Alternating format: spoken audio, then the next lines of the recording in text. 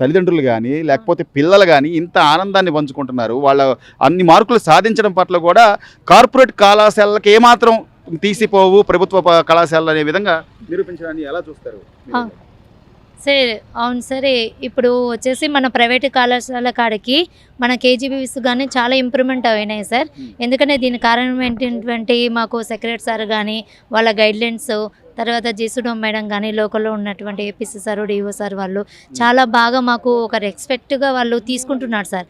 ఎందుకంటే ఆడపిల్లలు అంటే చాలా వాళ్ళు ఇంప్రూవ్మెంట్ కావాలి, ప్రతి దాంట్లో వచ్చేసి ఇంప్రూవ్మెంట్ కావాలి ఒక అనే ఉద్దేశంతో మాకు చాలా ఇంప్రూవ్మెంట్ చేసుకొని వాళ్ళని ప్రెస్టేజ్గా తీసుకొని ముందు చూపు పంచతంత్ర అలాంటివి అన్నీ పెట్టేసి దానివల్ల వీళ్ళు ఎక్కడ లీక్గా ఉన్నాము ఎక్కడ అవుతున్నాము అనే ఉద్దేశంతో వాళ్ళు మంచిగా ఎక్కడ కూడా ఒక 101 మార్కు కూడా తగ్గకుండా వాళ్ళకి చాలా ఇంప్రూవ్మెంట్ అయింది సార్. మనకు పంచతంత్ర అట్లా పెట్టడం వల్ల చాలా బెటర్గా అయింది. దానివల్లనే మా స్టూడెంట్స్ కూడా ఇప్పుడు మాకు స్టూడెంట్స్లో వచ్చేసి సెకండ్ ఇయర్లో 22 మెంబర్స్ ఉంటే దాదాపు 17 మెంబర్స్ వచ్చేసి 900 అబోవ్ వచ్చారు సార్.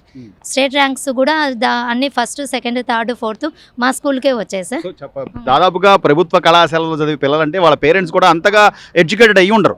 కానీ వాళ్ళ పూర్తి బాధ్యత యాజ్ ఏ టీచర్గా కానివ్వండి, లేదా ప్రిన్సిపల్గా అదే లెక్చరర్స్గా కానివ్వండి, మీరే ఒక తల్లి పోస్టులో ఉండి ఆ పిల్ల ఏ సబ్జెక్టులో వీక్గా ఉంది, లేకపోతే ఆ పిల్లకి ఏం చెప్తే బాగుంటుంది, ఎలా గైడ్ చేస్తే బాగుంటుందనే ఈ విధానం ఇదంతా కూడా మీకు గైడ్లైన్స్ ఇచ్చారా మేడం? అవును సార్ ఇచ్చారు సార్ కంపల్సరీ. ఎందుకంటే వీళ్ళకి వీక్లీ గ్రాండ్ టెస్ట్, రోజు ఒక గ్రాండ్ టెస్ట్ పెట్టి దానివల్ల వచ్చేసి ఇచ్చారు సార్ మనకు.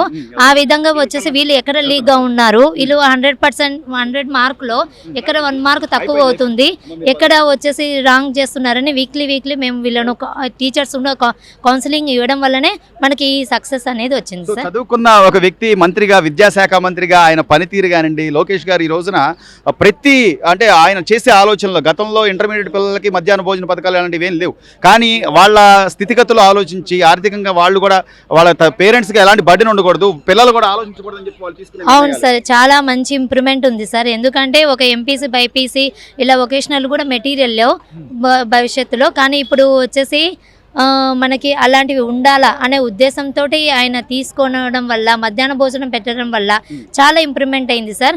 పిల్లలు అనేది ఆకలితో చదవకుండా కడుపు నిండా తిని మంచి రుచిమైన భోజనంతో తిని మంచి ర్యాంకులు సాధించడానికి మంచిగా ప్రోత్సాహం ఉంది సార్. వాళ్ళ పిల్లలతో పాటు మీకు కూడా మంచి పేరు వచ్చింది, అధ్యాపకులుగా మీరు గవర్నమెంట్కి ఏం చెప్తారు మేడం? సరే, ఇలాంటివి మంచి కార్యాలు తీసుకొని వీళ్ళ చదువులు ఇక్కడనే స్టాప్ కాకుండా వీళ్ళకు అన్నిటి ప్రోత్సాహకమైనటువంటి కాంపిటీషన్స్ ఉన్నటువంటి నీట్ కానీ, ఎంసెట్ కానీ అలాంటివి కూడా కొంచెం వీళ్ళకు ఇంపార్టెన్స్ ఉన్నటువంటి ర్యాంకర్స్ తీసుకొని కోచింగ్ ఇస్తే బాగుంటుంది సార్. భవిష్యత్ అనేది బాగుంటుంది.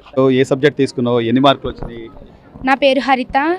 నేను నర్సీపట్నం గవర్నమెంట్ జూనియర్ కాలేజ్ నుంచి వచ్చాను, అనకాపల్లి మండలం. నర్సీపట్నం గవర్నమెంట్ జూనియర్ కాలేజ్లో చదువుతున్నాను, అనకాపల్లి డిస్ట్రిక్ట్, రావుకంతం మండలం, చోడవరం నియోజకవర్గం. సో ఇన్ని మార్కులు సాధిస్తావు అనుకున్నావా? అక్కడ లెక్చరర్స్ కానీ, లేకపోతే మీకు ఇచ్చిన గైడ్ లైన్స్ కానీ, మిడ్ డే మీల్స్ ఏర్పాటు చేయడం కానీ, లోకేష్ గారు విద్యాశాఖ మంత్రి అయిన తర్వాత ఆయన విధానాలు కానీ, ఆయన తీసుకున్న నిర్ణయాలు కానీ ఎలా మీకు పనిచేశాయి? లోకేష్ సార్ తీసుకున్న నిర్ణయాలు మాకు చాలా బాగా పనిచేశాయి. పెట్టిన డొక్కా సీతమ్మ మధ్యాహ్న భోజన పథకం ద్వారా ఎంత జర్నీ దూరంగా ఉన్న వాళ్ళకి చాలా త్వరగా భోజనం, కొంతమంది త్వరగా చేసుకోగలరు, కొంతమంది సరిపడా తిండి ఉండొచ్చు, ఉండకపోవచ్చు.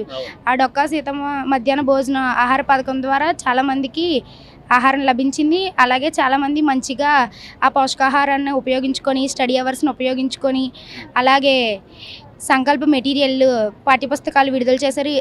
లోకేష్ గారు ప్రవేశపెట్టిన విద్యా పథకాలలోని 12 పాఠ్యపుస్తకాలని ఉపయోగించుకొని మంచి హ్యాండ్ రైటింగ్ అవన్నీ నేర్చుకొని మంచి స్కోర్ చేయగలిగాం. చాలా సంతోషంగా ఉంది ఇంత మార్కులు మీరు సాధించడం కానీ, అలాగే లోకేష్ గారిని కలిసి ల్యాప్టాప్లు కానీ ఆయనతో మాట్లాడడం కానీ, ఒక మంత్రి గారితో మాట్లాడే విధానం అది ఎట్లా అనిపించిందమ్మా మీకు లోపలికి వెళ్ళిన? చాలా ఆనందంగా అనిపించింది.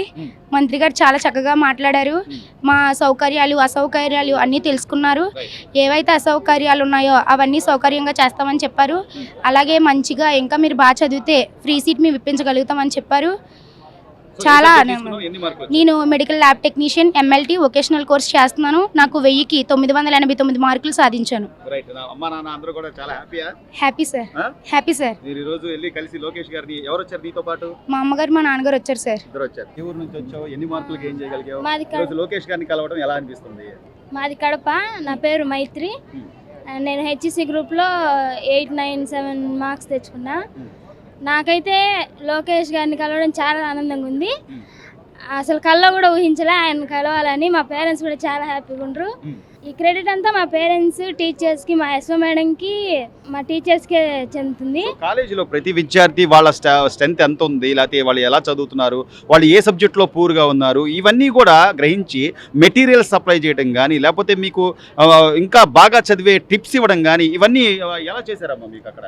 ఏబిసి అని గ్రూప్స్ డివైడ్ చేసి మెటీరియల్ నారా లోకేష్ సార్ గారే మాకు ప్రొవైడ్ చేశారు. దాని ద్వారా ఇంత పర్సెంటేజ్ కానీ ఇంత మార్క్స్ కానీ మాకు వచ్చాయి. సో చదువుకున్న వ్యక్తి మంత్రిగా ఉంటే ఇలాంటి రిజల్ట్స్ ఉంటాయి, ఇలా వస్తుంది అని మీరు ఒక ఎగ్జాంపుల్ అనుకోవచ్చు అంటారా? అనుకోవచ్చు. హ్యాపీయా? హ్యాపీ. అమ్మ వాళ్ళందరూ హ్యాపీయా? చాలా హ్యాపీ. ఏమా సంతోషంగా ఉన్నారా? Happy sir. మేమందరం ఇంత సంపాదించడం, ఇన్ని మార్కులు సంపాదించడం, మీరు లోకేష్ గారిని కలవడం కలవరం హ్యాపీ సార్. మేమైతే నిజంగా చూడలేము, పాప ద్వారా చూసినాము. సంతోషం. Please subscribe to Leo News for more videos.